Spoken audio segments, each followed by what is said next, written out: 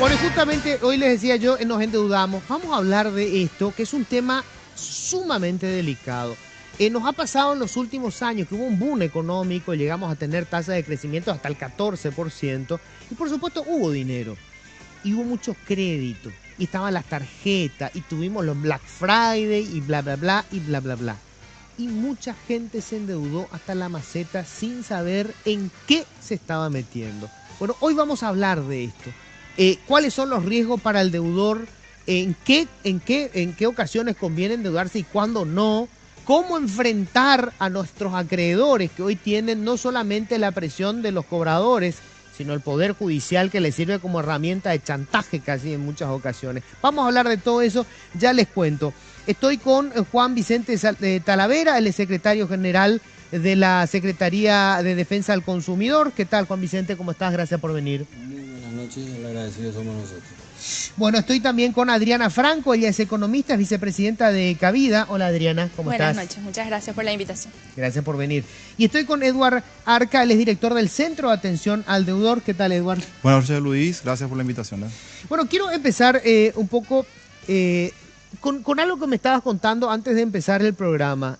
Ustedes tienen una suerte casi como si fuera una clínica, porque la gente va desesperada, endeudada hasta la maceta y no saben cómo enfrentar su problema. Exactamente. En realidad, con estos casos que se viralizaron en los últimos días, salió a la luz nuevamente la problemática, pero es algo que desde hace varios años nosotros venimos analizando y venimos justamente ofreciendo asesoría y capacitaciones al respecto. Sobre todo, tratamos de incentivar a las empresas que lo tomen como una materia de responsabilidad social. O sea, las empresas para con sus empleados. Para con sus colaboradores.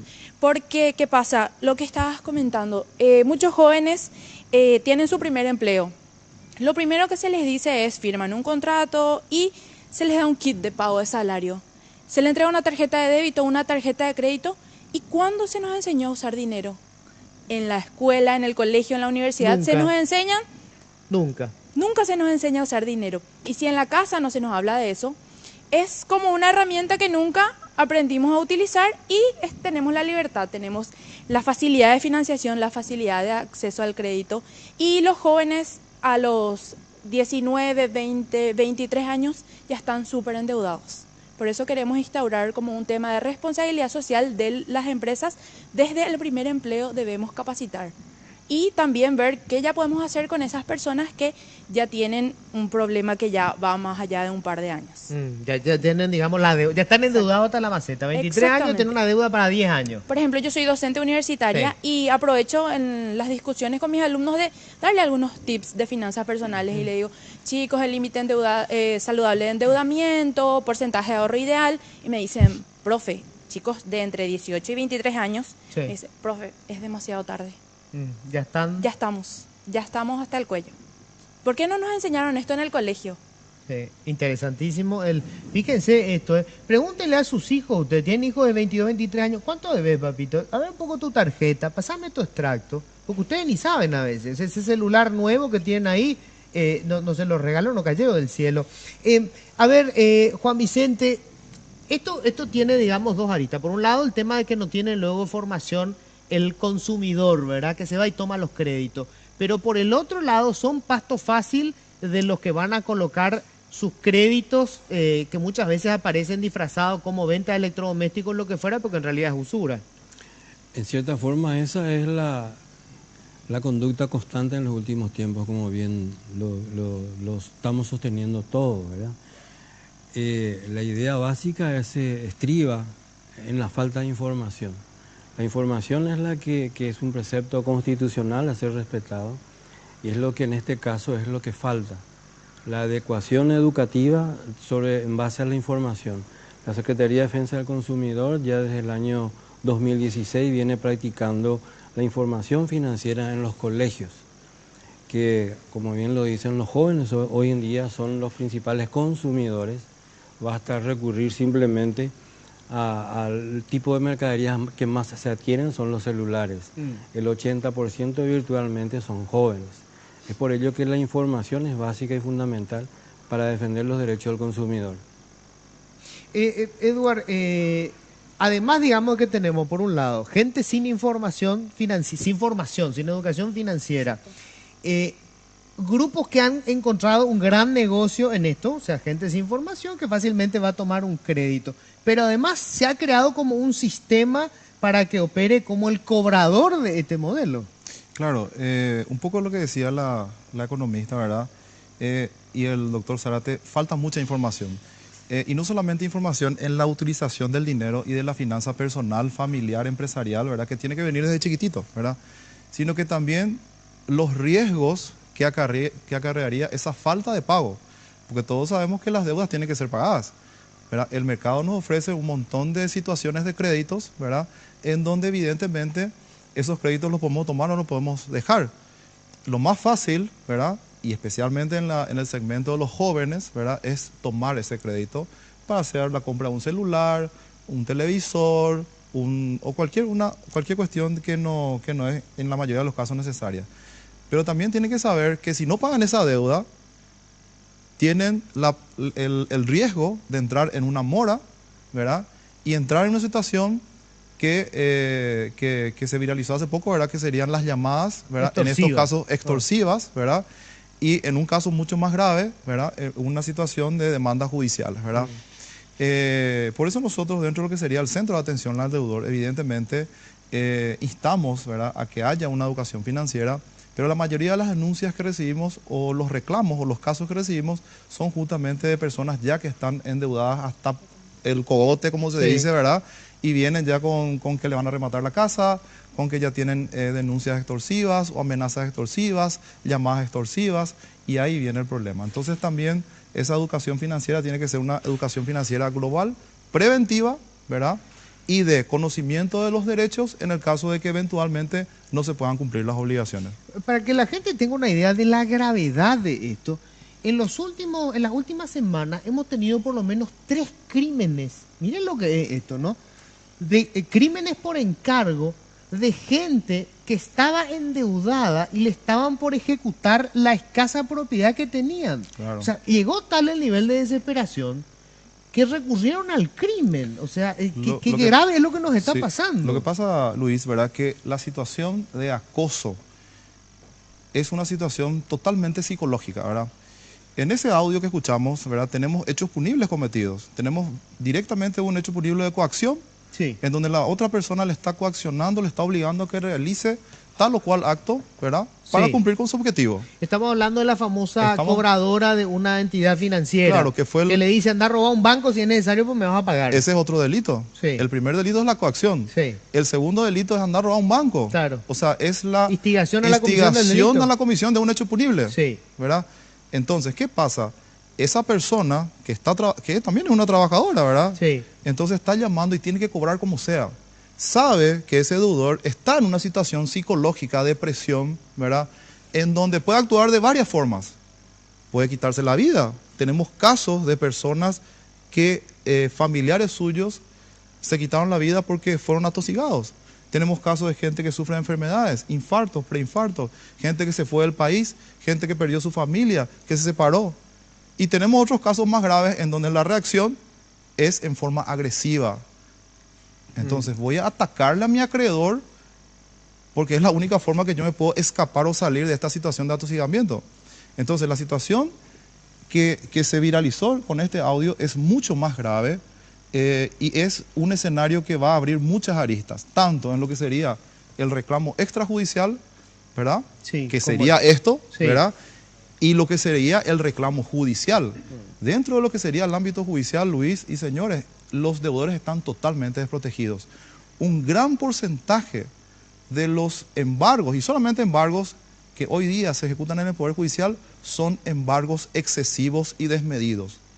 Son embargos excesivos y desmedidos. Te voy a parar ahí porque quiero desarrollar en el siguiente bloque todo eso que tiene que ver con el Poder Judicial como herramienta extorsiva de cobro, ¿verdad? Y porque yo he escuchado historias espeluznantes, ¿verdad? Gente que porque no pagó el celular terminó perdiendo la casa, o sea, un disparate como eso, ¿verdad? Pero ¿qué ocurre?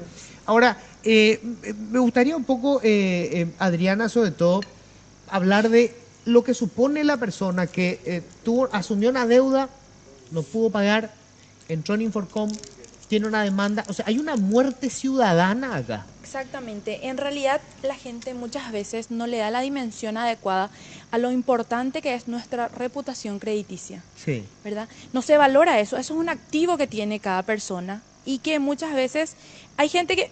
Hay que aclarar algo.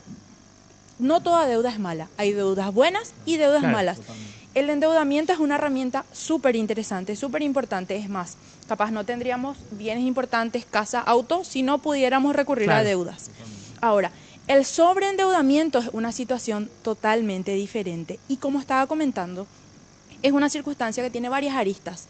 Porque los efectos económicos, psicológicos y sociales del sobreendeudamiento afectan tanto a la persona que está endeudada como, en este caso, al mismo cobrador. También es una persona que está bajo presión.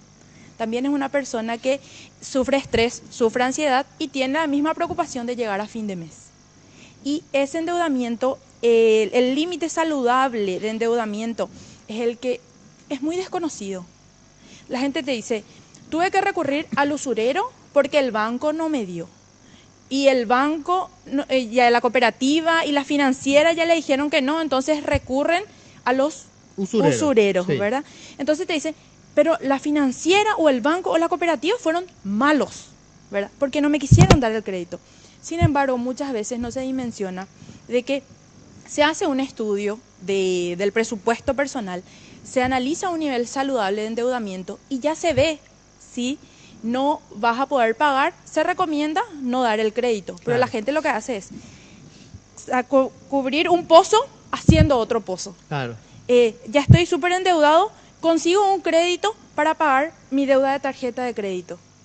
Y hay como una fantasía de que en algún momento vas a sacar la lotería y vas a cubrir toda la deuda. Totalmente, totalmente. O sea, y la ilusión principal es, o voy a ganar más, o voy a ver qué más puedo hacer para obtener otros ingresos. Hay como siempre una justificación, ¿verdad? Pero no se enfrenta al problema de raíz. Y también ya estuvimos con varios casos en base a nuestra experiencia de gente que se le hace una refinanciación, el famoso, te compramos tu deuda. Sí. Y a los 2-3 meses están peor. Entonces, ¿qué pasa? No hay un cambio de hábito, ¿verdad? Claro. Ven liberada su línea de crédito y empieza otra vez con el mismo hábito de comprador o incluso deudor compulsivo. Entonces, nuevamente insistimos en que la educación financiera es algo clave para esta situación. Bueno, y esto, tengo que hacer la primera pausa, pero estoy seguro que ustedes conocen casos de familias destrozadas por el problema de las deudas, divorcios que se producen a menudo, amigos que dejaron de, amigos de toda la vida que se arruinó la cosa por un tema de deuda. Y estoy seguro que tienen algún compañero o compañera que es el pecheador consuetudinario, ese que vive endeudado, que ya la gente le huye porque se acerca para pechearte porque está desesperado por las deudas. Sabes que ya no te hablo. Vamos a hablar de eso y enseguida con Juan Vicente una cuestión que es fundamental. ¿Cómo funciona este sistema de extorsión? Porque esa voz que escuchamos de esa mujer, ella también está presionada para conseguir un resultado. No es que se convirtió en una extorsionadora mirando películas de la mafia. No, hay todo un esquema montado para esto. Hacemos una breve pausa. Enseguida estamos de vuelta.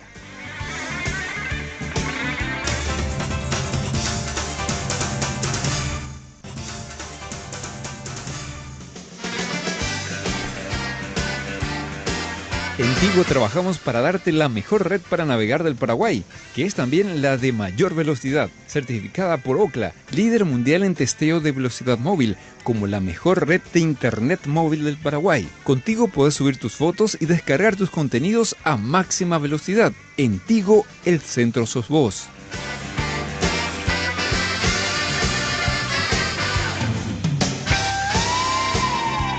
Bueno, atención con esto.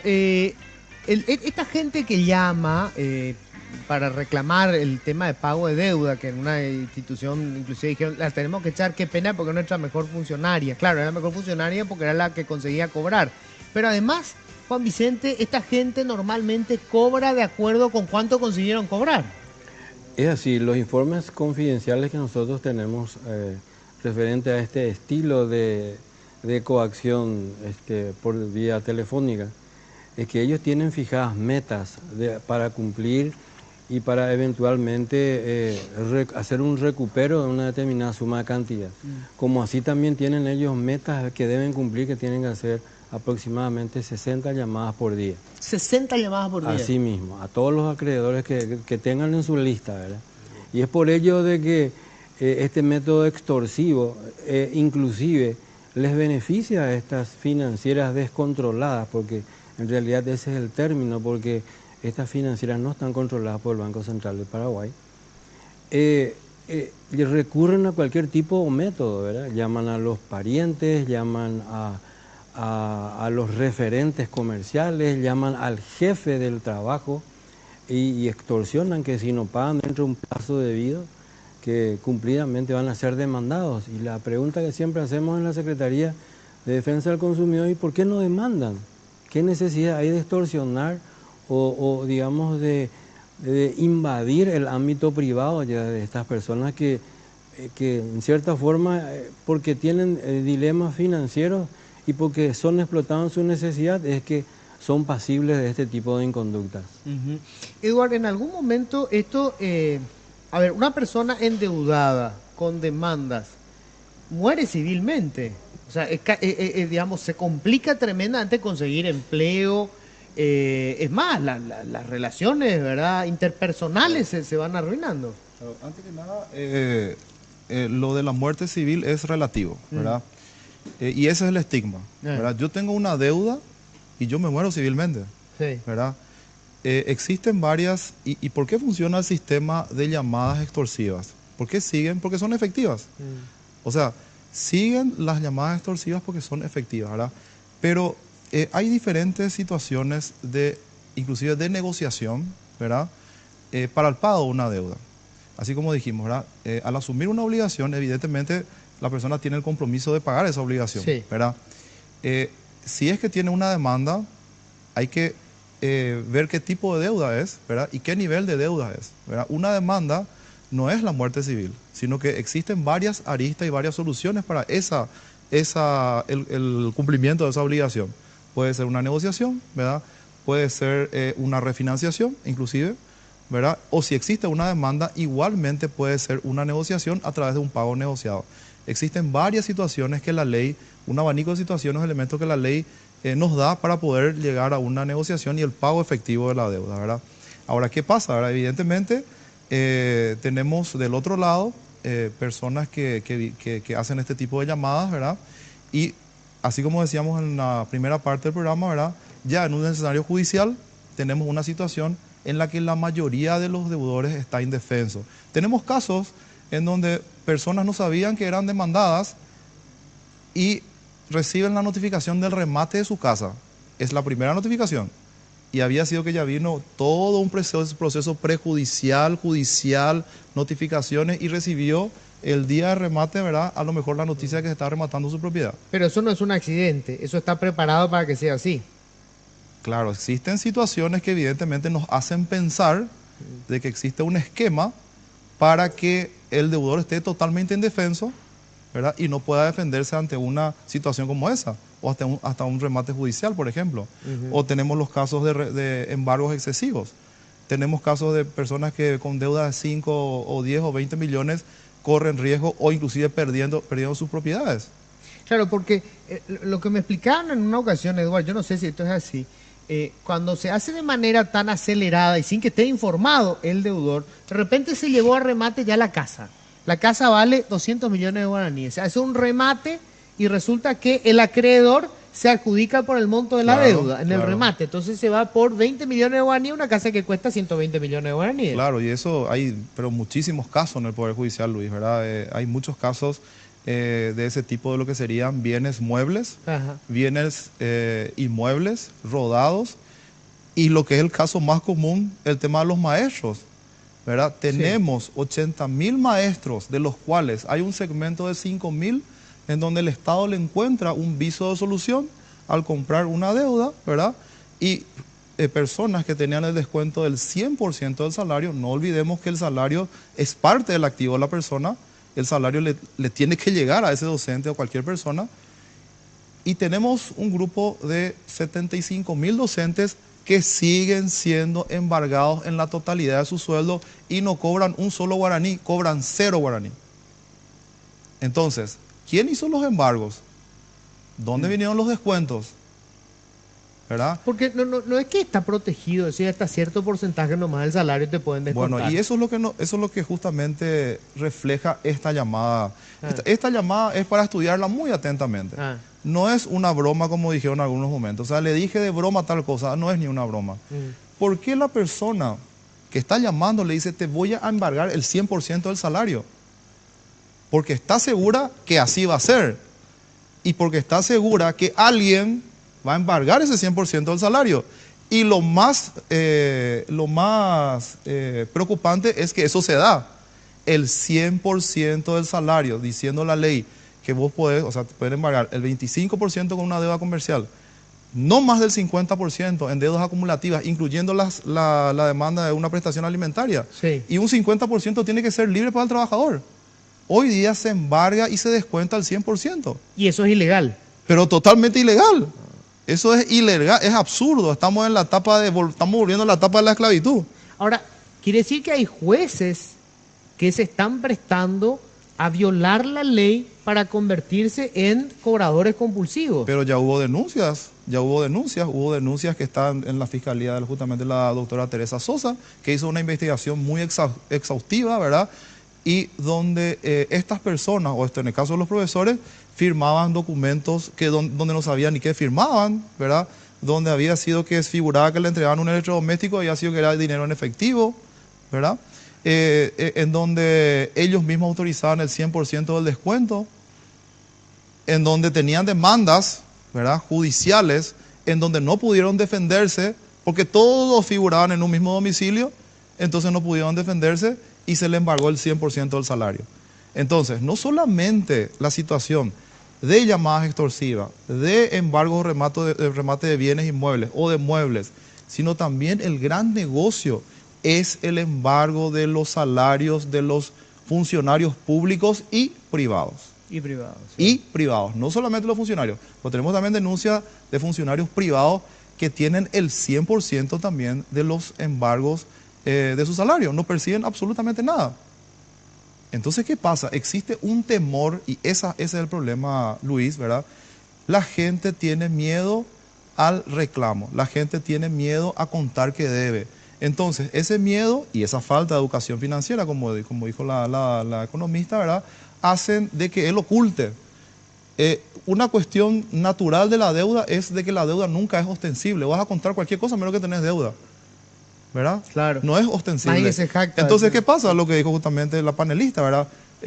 O la situación de falta de educación financiera. O gente que a lo mejor quiera aparentar una situación, ¿verdad?, que no la es, y se está hundiendo más, y llega a un estado de insolvencia total, que lo puede llevar inclusive a la quiebra. ¿Verdad? Adriana, justamente esa es una cuestión, digamos, clave en esto, el deudor que oculta y termina convirtiéndose en un problema para la familia. Y vos me contabas un caso de gente, por ejemplo, en un barrio cerrado, que gente, digamos, de cierto nivel, y debía cuestiones tan básicas como, por ejemplo, las expensas. Claro, sí. ¿Verdad? Lo que pasa es que hay varios mitos, ¿verdad? Hay varios tabúes. En primer lugar, no solo de deuda, sino que de dinero en general no se suele hablar. O te dicen, no, de dinero no se habla. O vos cuando eras más chiquitito y le preguntabas a tu papá, papá, ¿cuánto ganas? ¿Cómo me vas a preguntar eso, verdad? O sea, de dinero no se habla, menos aún de deuda. Entonces, cuando uno ya llega a un nivel de sobreendeudamiento, tiene varios efectos psicológicos en la persona en sí, como dijo, ¿verdad? Sufre estrés, sufre ansiedad, baja su propia productividad laboral, sí, y también sociales en su relacionamiento. Habías hablado de problemas de pareja. Sí. Se cree que existe el 50% de los divorcios, se cree que son por problemas de dinero, pero no solo por falta de dinero, sino por falta de conversación sobre el tema de dinero, ¿verdad? Entonces, ¿qué pasa? Nosotros hemos tenido muchos clientes que llegan a un nivel de sobreendeudamiento y vienen y hablan bien clara de su problema, pero lo único que dicen es, pero yo quiero solucionar esto y que no se entere mi familia, que no se entere mi esposa, que no se entere mi mamá, mi hermano. Qué notable, Hay como un estigma. Hay como una vergüenza de tener deudas. Sí, y como es falta de educación de no haber utilizado correctamente una herramienta que le pudo haber ayudado, ¿verdad? Sí. Pero tenemos ese problema. Y qué notable, ¿no? El tema del dinero. Fíjense, y esto tiene mucho que ver también con una cuestión cultural y con la religión, ¿verdad? De condenar el tema de la plata, ¿verdad? Aunque todos están en realidad de alguna manera interesados en el dinero, pero es como que confesar eso es asumir una situación, digamos, de frivolidad, entonces el dinero no se habla.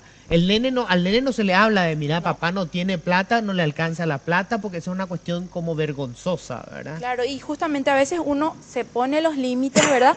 Pero no comparte esos límites o esas metas con la familia. Entonces el papá se está ajustando los cinturones, pero los hijos no ayudan. Entonces te dicen, no, pero ¿para qué le vas a explicar a la criatura si la criatura no te va a ayudar? Pero bien que te puede desayudar, ¿verdad? Exacto. Porque has aprendido el aire, la tele, deja abierto todo. Claro. Y son cosas que después te dicen...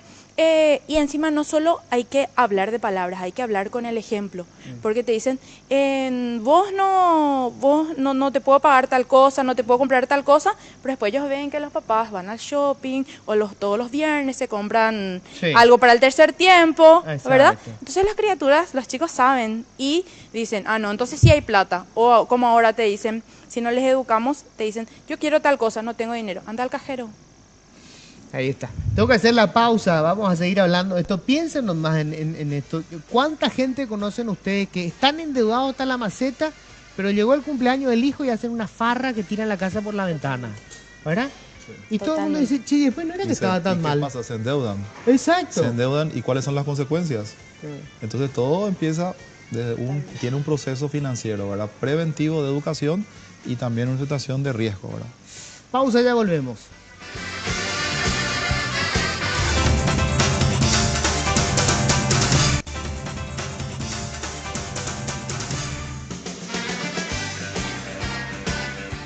A ver, dimensionemos esto, Juan Vicente, de las denuncias que tienen. ¿Cuántas tienen que ver con este drama de la deuda?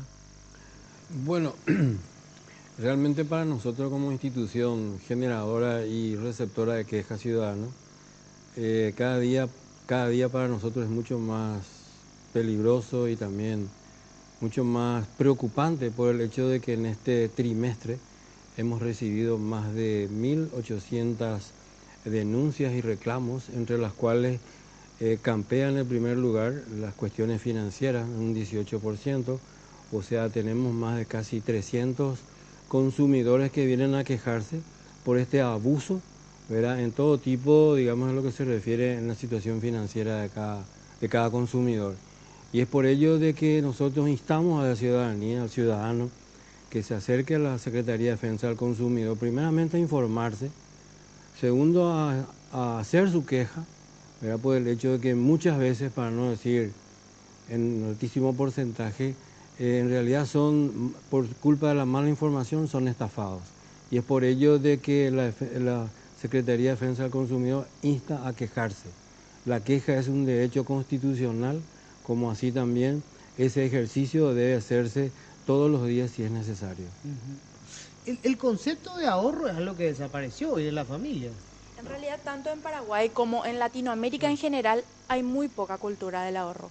Y es algo que también estamos tratando de cambiar, esa mentalidad, ese chip que tenemos, porque ¿cómo se le enseña a los niños a ahorrar? ¿Qué les compramos? ¿Verdad? ¿Qué le compramos a los niños para aprender a ahorrar? Un famoso chanchito, ¿verdad? Entonces, le compramos el chanchito y le decimos, acá vas a ahorrar. ¿Pero qué guardamos en el chanchito? Bueno, y guardamos monedas, guardamos vueltos. Entonces crecemos con esa mentalidad de que voy a ahorrar cuando me sobre.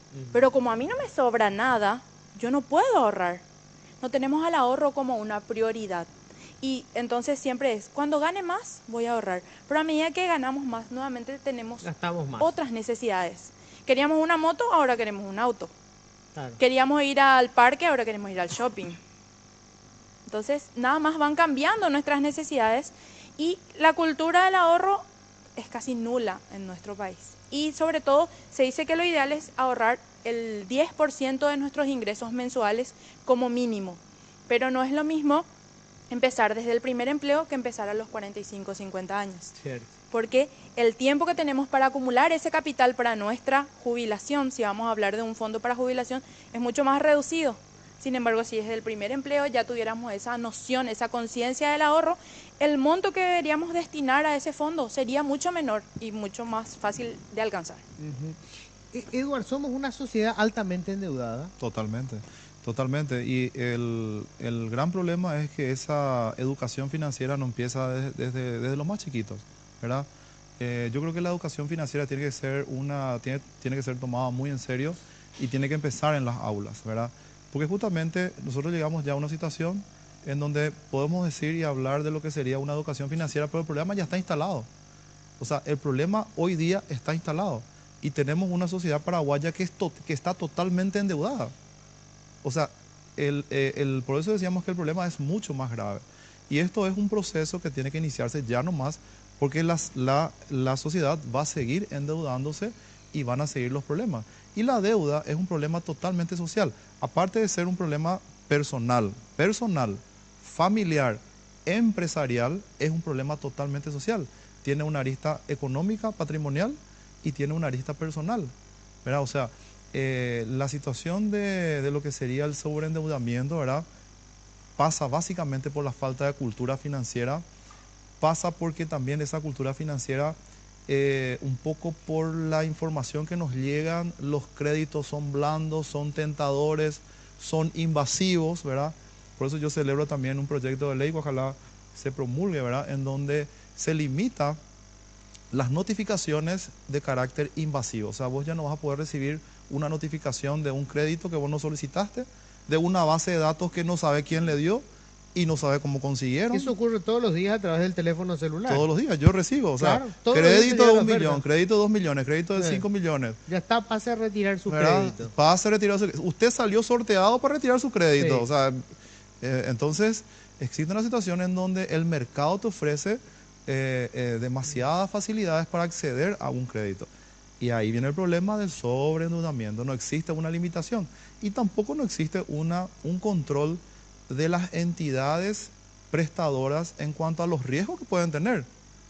Claro. O sea, ¿por qué yo voy a darle tanto crédito a una persona que no tiene capacidad de pago?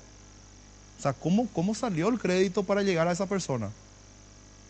¿Verdad? Claro. Entonces, ¿qué pasa? El crédito tiene que tener una lógica. Tiene que tener una lógica. O sea, yo otorgué el caso de los profesores.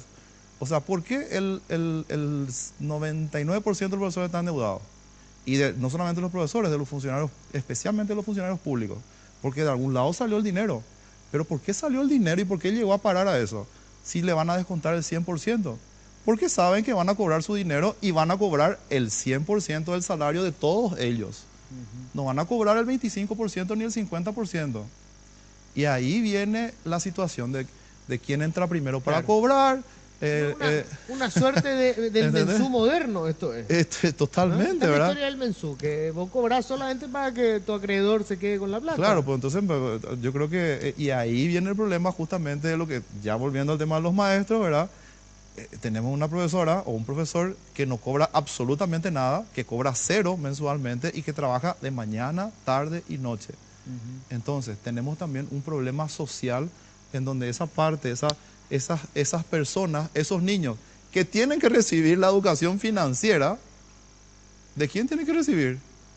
De los profesores que están sobreendeudados. Claro. Entonces, ¿qué le van a enseñar? ¿Qué le van a enseñar? Claro. O sea, es un problema muy, muy complejo, Luis, ¿verdad? Adriana mencionaba hace rato un caso que tiene que ver con la presión social, que es muy interesante. Y yo he visto esto porque, bueno, también soy padre. Y digamos, la sociedad de consumo pone de moda algunos rituales.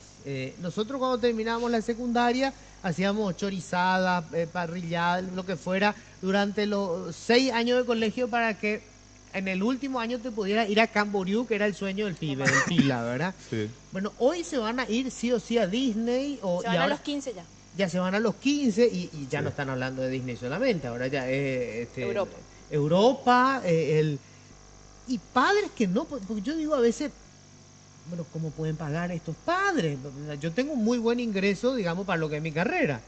Y veo gente que está en otro nivel y paga esto como si entro de cabeza, ¿verdad? Hay muchos problemas generados por la presión social y por la necesidad de mantener un estatus, ¿verdad?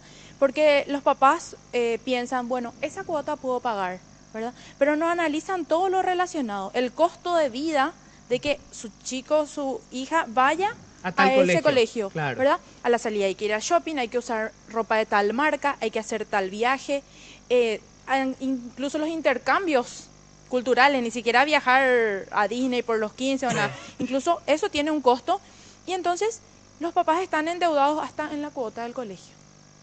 ¿Por qué? Porque priorizan otros gastos, que son los llamados gastos superfluos, y no priorizan esto que es lo más importante. Y vemos muchos casos de chicos que no pueden rendir, no pueden tomar exámenes porque no pudieron pagar la cuota. No pueden pagarla. Qué notable, che. Y esto, en el ámbito judicial, digamos, ¿hay algún dato estadístico? ¿Son muchos los casos que van al Poder Judicial? En demandas. Sí. Y bueno, evidentemente la siguiente etapa de lo que sería una imposibilidad de cobro extrajudicial va a demanda judicial. Tenemos muchísimas demandas. De hecho, por eso también se crearon nuevos juzgados en lo civil y comercial, ¿verdad? Para tratar los temas de demanda. Claro, porque tenemos varias etapas dentro de lo que serían las demandas judiciales de acuerdo a los montos, ¿verdad? Puede ir a un juzgado de paz si es una demanda menor, a un juzgado de justicia letrada y a los juzgados en lo civil y comercial, ¿verdad? Ya sean en capital o en el interior del país. Y están abarrotados los juzgados, que también es un problema también de morosidad, o sea, es una situación que crea un problema de morosidad, la gran cantidad de expedientes de juicios ejecutivos en las diferentes áreas, ya sean por tarjeta de créditos, ya sean por pagarés, por cheques, juicios hipotecarios, juicios prendarios, ¿verdad? Etcétera, etcétera. O sea, la cantidad de demandas dentro del Poder Judicial evidentemente también es una situación de incomodidad, ¿verdad? Y una situación que crea un problema social porque están abarrotados, los juzgados están abarrotados, ¿verdad? Y la mayoría de los deudores están desprotegidos también en esa área, Luis. Lo que decíamos, a veces las personas no saben que le demandaron o que le notificaron la notificación, en vez de llegar a su casa llegó a otro lado o literalmente no se hizo, ¿verdad? Ni hablar de la pesadilla que supone entrar al sistema judicial. Y tenés que contratar a un abogado. Sí. O sea, dentro del sistema judicial tenés que contratar a un abogado, ahí ya viene una carga que tenés que defenderte. Tiene una notificación que te dice que en 5 días tenés que defenderte, si no se va a ir a remate. En 5 días vos no conseguís un abogado. Sí, chao, te remataron la casa. Ya salió la sentencia y en un mes se remató y en 10 días estás fuera de la casa. Tengo que hacer la pausa. Enseguida vamos a hablar de un tema. A ver, nosotros tenemos una sociedad que, convengamos, no tiene una cultura de la honestidad. O sea, lamentablemente, digamos, los casos de éxito rápido, fácil, de gente que entraba sobre todo en la administración pública, ¿verdad? Y que en muy poco tiempo de repente uno veía que hacía una fortuna espectacular, ha creado una cultura del éxito fácil, sobre todo en la gente joven. Entonces la pregunta es, ¿qué haces en una sociedad con una cultura de la honestidad bastante pobre, que esté altamente endeudada? Me imagino la pesadilla para las empresas. Vamos a hablar un poco de eso enseguida. Que tenga a toda la gente que está trabajando para ellos altamente endeudada. Pausa, ya volvemos.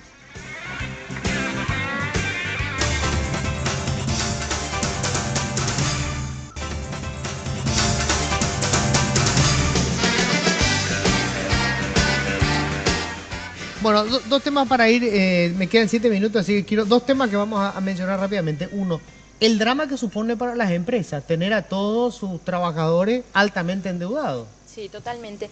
En realidad, así como habíamos mencionado, una persona que no sabe cómo va a llegar a fin de mes, que no sabe qué va a comer mañana, qué van a comer sus hijos, de dónde va a sacar para su pasaje o para su combustible, no puede estar concentrada 100% en su actividad laboral. Lo primero que hay es una disminución de la productividad, claro, ¿verdad? La persona ya está preocupada por la llamada de su cobrador y el Departamento de Recursos Humanos puede notar estas señales. Empiezan a solicitar muchos certificados de trabajo para pedir créditos, empiezan a llegar notificaciones de embargo, empieza a tener problemas de ausentismo y eso es lo menor, eso es lo que puede notar el Departamento de Recursos Humanos e incluso esto puede llegar a problemas de deshonestidad. Claro. Porque la persona se encuentra en una situación de desesperación y tiende a resolverlo a veces de manera no tan honesta, ¿verdad? Entonces, por eso nosotros insistimos que es un problema también que debe ser llevado adelante con responsabilidad social por las empresas, tanto desde el punto de vista de sus colaboradores como de ofrecer servicios sustentables, lo que habíamos dicho. Porque una empresa quisiera vender un crédito o un electrodoméstico o cualquier otro producto que sabe que ya no va a poder cobrar. O sea, debemos buscar clientes sustentables a largo plazo, ¿verdad? Claro. Y no solo la venta para llegar a la meta que tenemos, ¿verdad? Entonces esos procesos también deben ser revisados, ¿verdad? De cómo los vendedores tienen que llegar a su meta a toda costa. El mismo vendedor te dice, mira, no te va a salir el crédito, conseguí un justificativo laboral de algún amigo, algún primo, tráeme y con eso ya te doy. Porque es lo que quiere vender. Es lo que quiere vender. Si pueden cobrar no le importa. Juan Vicente, ¿ustedes tienen algún tipo de, digamos, de asesoría que le puedan dar a la gente? Entiendo que los recursos con los que se manejan deben ser pobrísimos también, ¿verdad? Y acá tenemos un fenómeno social que está reventando en este momento. ¿Cómo hacen para poder asesorar a la gente? Bueno, dentro de nuestra función está la de capacitación, ¿verdad? Para ello nosotros recurrimos a los municipios en el interior del país. Tenemos convenio con 13 municipios donde habitualmente hacemos capacitación principalmente sobre los derechos del consumidor, entre los cuales se encuentra la información, ¿verdad? Es preciso que todo ciudadano tenga la información precisa cuando va a adquirir un producto o un servicio. Y entre ellos están el hecho del incumplimiento por parte de los proveedores, es que genera una sanción administrativa y pecuniaria contra esos proveedores. Por ello de que estamos nosotros en condiciones, a pesar de nuestra limitación de recursos, sin embargo intentamos por todas las formas y métodos posibles, ¿verdad?, de darle una respuesta ciudadana al consumidor. Ya. Eduard, vamos a tener un problema serio en breve. A ver, de hecho hay un problema. Nosotros estamos hablando de la gente que tiene un salario fijo, sí, ¿verdad? Que otra vez, digamos, tiene de dónde aferrarse. Pero el grueso de la población en este país, el 36%, son cuentapropistas. O sea, dependen del día a día de cómo les vaya. Totalmente. Y el sector agropecuario, la situación es más grave porque depende del clima. En este momento tenemos una inundación catastrófica. Claro. Esto va a tener una consecuencia en el corto plazo. Eso va a tener una consecuencia bastante grave, Luis, ¿verdad? Porque evidentemente, y nosotros estamos recibiendo ya reclamos y casos en el Centro de Atención al Deudor de personas que están perdiendo sus cosechas, que están perdiendo ganado, ¿verdad? Que están rematando ganado, están vendiendo ganado, están rematando ganado, están en una situación totalmente de desesperación por una situación totalmente extrógena. Y están con deudas. ¿Por qué? Porque quitaron un crédito que le deben a la fumigadora, le deben a las semillas, le deben al alimento del animal, o sea, todo lo que sea la parte agropecuaria, ¿verdad?, que tiene un costo y que evidentemente en la mayoría de los casos tuvieron que quitar un crédito para poder invertir en eso, con la idea de que puedan salir bien. ¿Qué pasó? Viene la inundación, ¿verdad? Terminó la cosecha, ¿verdad? Los animales en algunos de los casos mueren, ¿verdad? Entonces, ¿qué pasa? Esas deudas no esperan, esos créditos tienen que pagarse, esas obligaciones tienen que cumplirse. ¿Qué hace el deudor en esa situación? Está pasando, están mal vendiendo sus bienes. Entonces, la situación no es de mal vender los bienes ni de comenzar a tirar todo, ¿verdad?, en una situación de deuda. Primera medida, hay que tomarlo con tranquilidad, ¿verdad? Hay que asesorarse. Nosotros por eso estamos también recibiendo reclamos en el Centro de Atención al Deudor y ahí todas las consultas son totalmente gratuitas. Nosotros no cobramos por consultas, evidentemente. Analizamos el caso y le damos un parecer de lo que sería la vía procesal o procesal o cuál sería la mejor salida para poder solucionar su caso. No hay que entrar tampoco, es muy difícil decir, pero no hay que entrar en desesperación cuando hay un problema de deudas y de este tipo, ¿verdad? Sí. Lo que hay que tener es información. La mejor herramienta de toda persona que tiene deuda es la información. Mientras esa persona tenga información que no le está llegando al común de la gente en los estratos que sea, entonces esa persona va a estar totalmente desprotegida. Y esa información nosotros no cobramos, esa información nosotros le proveemos a la persona. Tenemos un equipo de trabajo de gente especializada en la atención al deudor. Estamos hablando de abogados, estamos hablando de contadores, economistas, peritos inclusive, que le van a estar respondiendo a la consulta. Y de acuerdo a la situación que sea, ¿verdad? Y conforme al caso en sí, nosotros le vamos evidentemente a guiar a cuál sería la posible solución. Para cerrar, ¿cómo hace la gente que quiera comunicarse en el caso de Cabida? Sí, pueden llamar al 021-338-7776 o buscarnos en cualquiera de las redes sociales, Facebook, Twitter, Instagram. Estamos a disposición para asesoría y capacitaciones en educación financiera. Cabida, es Cabida de calidad de vida, CA B corta I D A, Cabida. Ok, en cualquiera de las redes sociales. Sí. En el caso de la Secretaría de Defensa del Consumidor, tiene una página web, obviamente. Tenemos página web, tenemos Twitter, Facebook, como así también nuestra página web www.cdeco.gov.pi, como así también una línea gratuita, el 0800 11 88 99 y una aplicación también para los celulares, para los Android, para elevar las denuncias o consultas correspondientes. Perfecto. Y en el caso del Centro de Atención al Deudor, ¿cómo Sí, se...? nosotros tenemos la línea baja 204-572. También tenemos la página web www.atencionaldeudor.com.pi. Ahí tenemos un link de contacto, pueden enviar sus preguntas o sus consultas en ese link, que en la variedad van a ser respondidos. También tenemos la fanpage en el Facebook, Centro de Atención al Deudor.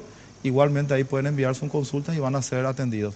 Y sobre ese punto de la fanpage también te quería comentar, a veces la gente no entiende, evidentemente a veces ni nosotros entendemos lo complicado que suele ser la ley, ¿verdad? Sí. Menos los deudores. Entonces, en esa página del Facebook, nosotros a través de imágenes muy simples, a través de GIF, a través de flyer, tratamos de ilustrar las diferentes situaciones de deudas, ¿verdad? Y las diferentes soluciones que se pueden dar, dando una información y una guía básica, ¿verdad?, que tiene que tener el deudor. Entonces, les invitamos a que visiten nuestra página en el Facebook, Centro de Atención al Deudor, y puedan tener una primera información ya en esa página, ¿verdad? Perfecto. Se me fue el tiempo, yo les agradezco muchísimo y les recomiendo a la gente, infórmense. Si te vas a endeudar, pensalo muchas veces. Hay mucha gente que arruina su vida con esto porque no tiene idea, por tener un teléfono, por tener el televisor más grande, una pavada que te puede joder la vida. Nos encontramos el próximo martes. Chao.